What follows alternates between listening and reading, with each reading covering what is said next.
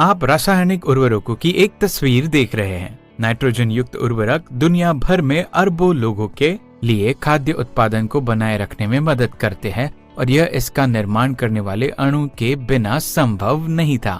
वह है अमोनिया। वे कौन से बल हैं जो अणुओं को परस्पर बांधे रखते? आइए इस वीडियो में इसके बारे में अधिक जानकारी प्राप्त करते हैं। हम जानते हैं दो परमाणुओं के बीच बंध का निर्माण या तो इलेक्ट्रॉनों के स्थानांतरण जैसे मैग्नीशियम ऑक्साइड का निर्माण आयनिक बंध द्वारा या फिर इलेक्ट्रॉनों के साझे के परिणाम स्वरूप होता है, जैसे ऑक्सीजन का निर्माण सहसंयोजक बंध द्वारा। सहसंयोजक बंध वाले रासायनिक यौगिकों को सहसंयोजक यौगिक कहा जाता है। इस टॉपिक में हम कुछ सहसंयोजक यौगिकों के निर्माण का अध्ययन करेंगे। आइए हम जल के अणु का निर्माण करके शुरुआत करते हैं। जल का अणु दो हाइड्रोजन परमाणुओं और एक ऑक्सीजन परमाणु से मिलकर बना होता है। दोनों हाइड्रोजन परमाणुओं को द्विक विन्यास पूर्ण करने के लिए एक एक इलेक्ट्रॉन की, जबकि ऑक्सीजन परमाणु को 2 इलेक्ट्रॉन की आवश्यकता होती है। इस प्रकार 3 परमाणु पारस्परिक रूप से अपने इलेक्ट्रॉनों का साझा करते हैं, जिससे दोनों हाइड्रोजन परमाणु स्थायी द्विक विन्यास और ऑक्सीजन परमाणु एक स्थायी अष्टक विन्यास प्राप्त कर लेता है। जैसा कि केवल एक इलेक्ट्रॉन युग्म का दोनों पक्षों में साझा किया जाता है, जल के अणु में 2 एकल सहसंयोजक बंध उपस्थित होते हैं। इसके बाद हम अमोनिया के एक अणु का निर्माण करेंगे, जिसमें एक नाइट्रोजन और 3 हाइड्रोजन परमाणु होते हैं। इनमें से प्रत्येक परमाणु को स्थायित्व प्राप्त करने के लिए अधिक इलेक्ट्रॉनों की आवश्यकता है। इस प्रकार इलेक्ट्रॉनों के परस्पर साझे के परिणाम स्वरूप अमोनिया अणु का निर्माण होता है। यहाँ फिर से परमाणुओं के बीच 3 एकल सहसंयोजक बंधों का निर्माण होता है। हीरा कार्बन का एक अपरूप है।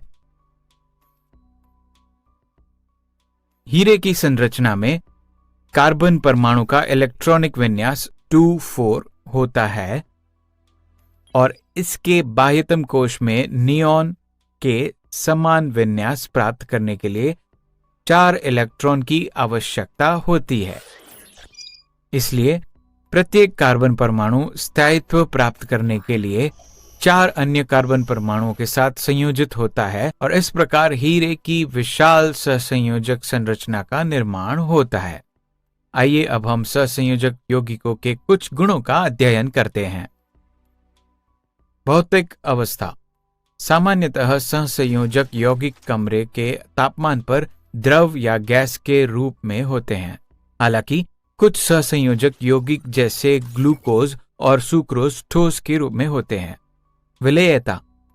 ध्रुवीय सहसंयोजक यौगिक जल में घुलनशील होते हैं, जैसे अमोनिया जिसमें आंशिक धनात्मक और आंशिक ऋणात्मक आवेश होते हैं।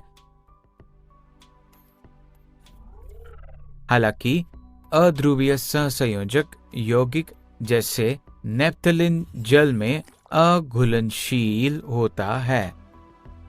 गलनांक और क्वथनांक। जल जैसे सहसंयोजक यौगिकों के अणु प्रबल बंध वाले आयनिक यौगिकों की तुलना में अपेक्षाकृत दुर्बल बंधों द्वारा बंधित होते हैं, जैसे सोडियम क्लोराइड। इसलिए सहसंयोजक यौगिकों के गलनांक और क्वथनांक कम होते हैं, क्योंकि इन दुर्बल बलों को पराभूत करने के लिए कम ऊर्जा की आवश्यकता होती है। संक्षेप में हमने जल और अमोनिया जैसे कुछ सहसंयोजक यौगिकों का निर्माण और उनके कुछ गुणों का अध्ययन किया है। सामान्यतः सहसंयोजक यौगिक कमरे के तापमान पर द्रव या गैस के रूप में उपस्थित रहते हैं। ध्रुवीय सहसंयोजक यौगिक जल में घुलनशील होते हैं, जैसे अमोनिया जिनमें आंशिक धनात्मक और आंशिक ऋणात्मक आवेश होते हैं। हालांकि सहसंयोजक यौगिक जल में अघुलनशील होते हैं, जैसे नेप्थलीन। एक सहसंयोजक यौगिक के अणु जैसे जल के अणु अपेक्षाकृत दुर्बल बलों द्वारा परस्पर बंधे रहते हैं। हीरे बहुमूल्य होते हैं। हीरे की कठोरता और प्रकाश के उच्च विक्षेपण के कारण इनका उपयोग विशिष्ट उद्योगों तथा ज्वेलरी निर्माण में किया जाता है। क्या आप जानते हैं कि हीरा कार्बन का एक अपर रूप है? ऐसे अधिक रोचक तथ्य जानने के लिए अगली वीडियो का इंतजार कीजिए।